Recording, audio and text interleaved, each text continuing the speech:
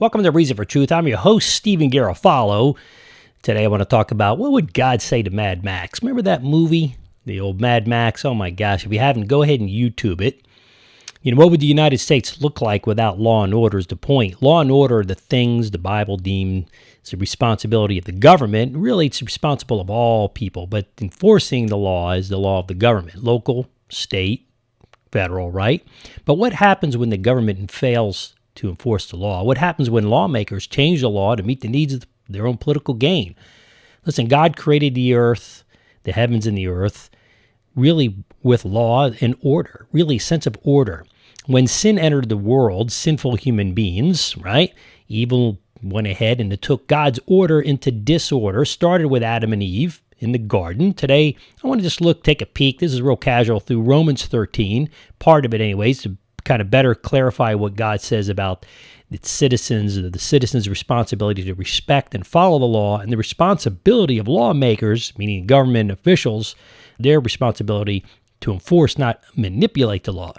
If you haven't seen the movie Mad Max, go to YouTube, at least plug in a little bit of it. You feel like, oh man, it's kind of a crazy movie. It's a movie about a man named Max. See, Mad Max they call him. He's a man of action and a man of few words.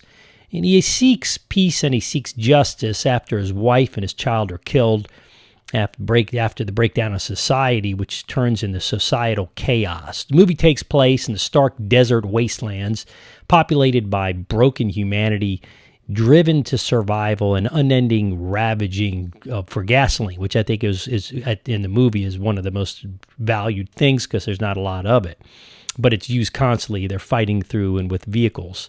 Max, he's a former policeman. He was captured by the War Boys tribe in the movie, but manages to escape from the car. And it's a brutal movie about survival by any means. And in the movie, years after the collapse of civilization, a tyrannical, immoral Joe, it's a bad character in the movie, enslaves this apocalypse survivors inside the desert fortress called the Citadel. The movie Mad Max really tells us to stand strong for law and justice in the name of good, not in the name of evil, but during trials of evil. Right? This is a summary and a write-up, by the way. You can check it out at m.imdb.com. And it's titled something like on the movie Mad Max, Fury Road 2015.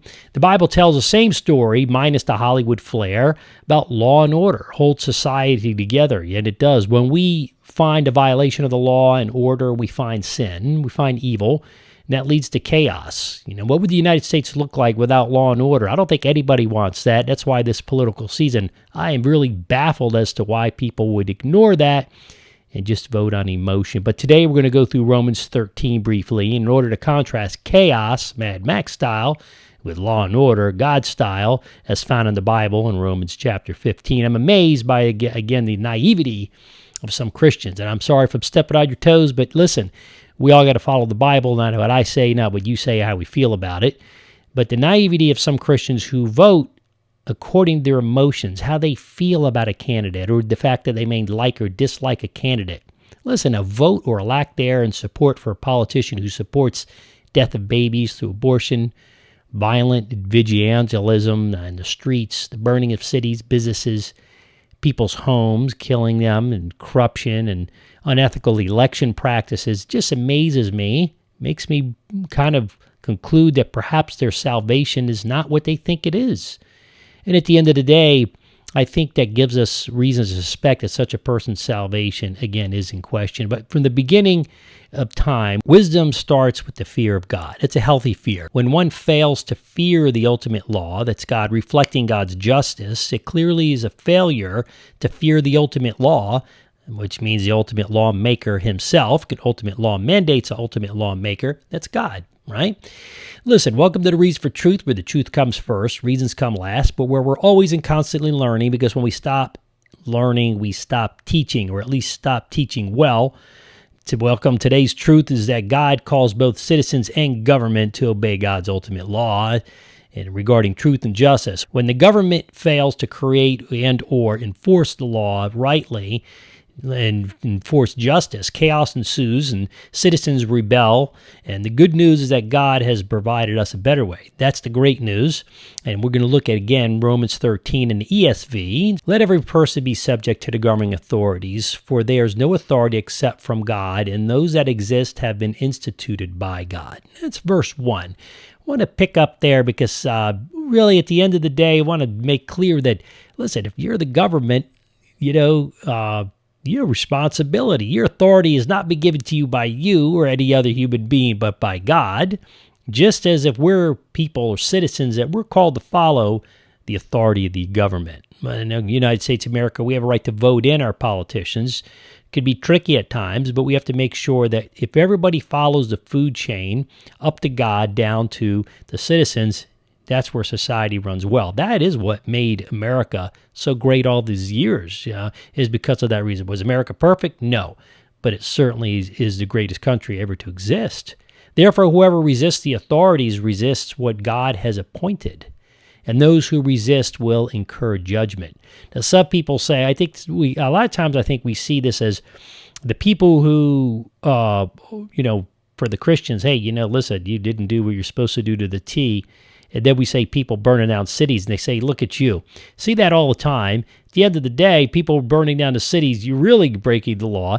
Just because you don't like the law doesn't mean that that's the way that you solve things. By the same token, we as Christians need to be careful how we respond to other people, right? I mean, gosh, we don't want to get on social media and throw up emotionally all over everybody or get into tussles. We have to go ahead and set good examples. Love people where they're at.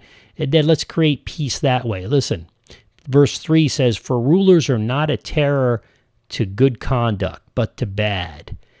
Would you have no fear of the one who is in authority? Then do what is good, and you will receive his approval. Now, I'll say this. Isaiah as well said, listen, woe to you who call evil good and good evil. When we say good is evil and evil is good, then you're really mixing things up, and people have to be discerning. Go to the Bible, see what is good and see what is evil. God will tell you through his word and through praying in the power of the Holy Spirit. He will make it clear. But at the end of the day, if the authorities act evil, you're going to be held into accountability. If we as citizens act in evil in response, we're going to be held accountable, okay? Notice how I'm fair and balanced over here, right? And then it goes on in verse 4, it says, for he is God's servant for the good. That's the government. But if you do wrong, be afraid, for he does not bear the sword in vain. That's the government, speaking of the government. For he is a servant of God, an avenger who carries out God's wrath on the wrongdoer. Therefore, one must be in subjection, not only to avoid God's wrath, but also for the sake of conscience. Well, interesting. So we're trying to change laws to say you can't think a certain way. That's probably pretty much the most vile violation of the law on either side, right? You never force someone to think a certain way. That's why we have freedom of speech in the United States of America, right? Verse 6 says, for because of this you also pay taxes. For the authorities are ministers of God, attending to this very thing. We may not like paying taxes. I don't like paying the amount I do, but I pay them because God calls me to, first and foremost. And verse 7 says, pay to all what is owed to them. Taxes to whom taxes are owed, revenue to whom revenue is owed, respect to whom respect is owed, honor to whom honor is owed. Then it says this, love fulfills the law, fulfilling the law through love. Wow, okay? That's where we're going next. And it's true. We love other people where they're at, even if they're angry at times. I think we're going to see we owe them God's love, right? Doesn't mean we're doormats, but at the end of the day, let's pay respect to the boss. Even if we don't always respect them fully, let's just respect them because of their position, okay?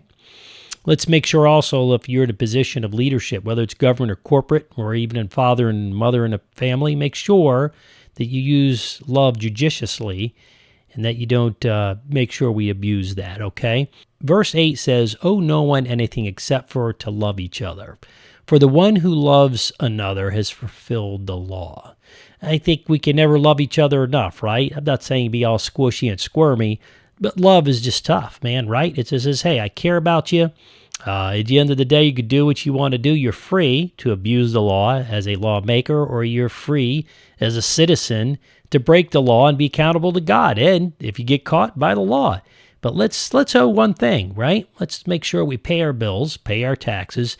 But let's make sure the one thing that we do owe is love, because love is unending, right? There's no limit on it. That's what it's saying there, verse 8. Verse 9 says, for the commandments, you shall not commit adultery, you shall not murder, you shall not steal, you shall not covet, right?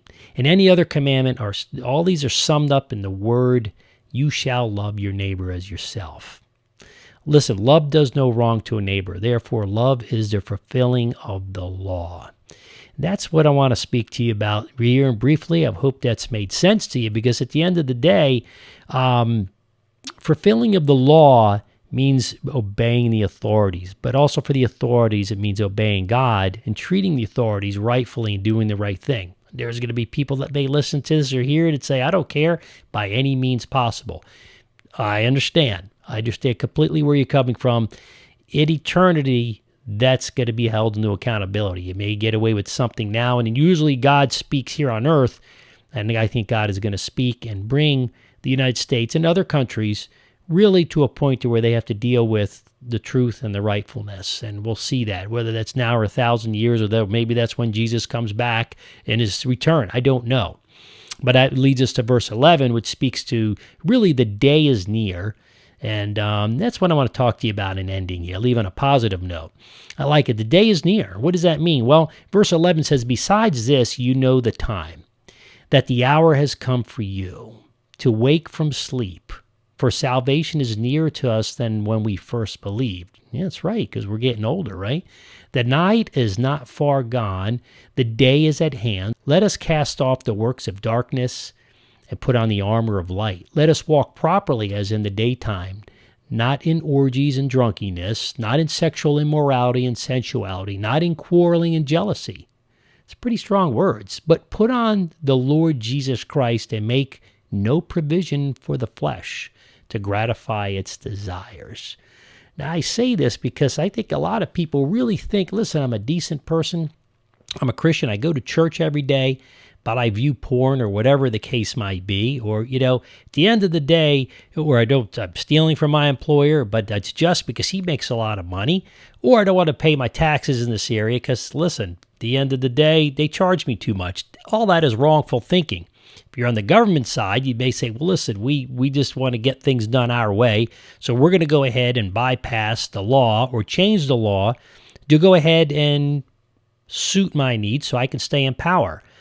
Huge responsibility there. And by the way, responsibility comes on different levels. If you steal a piece of chewing gum, it doesn't carry the same weightiness ethically and morally as if you steal the space shuttle, right? I'm being funny, but you know what I'm saying. That's an ethical question. Listen, I hope you take this, read this Romans chapter 13 for yourself, ingest it. Remember, if we fail to use the Bible in the United States and around the world as the true God of the universe, as the standard for goodness and law and order and justice, you know what's going to happen? We're going to live like Mad Max, not literally, but that's what you see on TV with the buildings burning down, people looting, killing other people. The lack of law and order is not something anybody wants.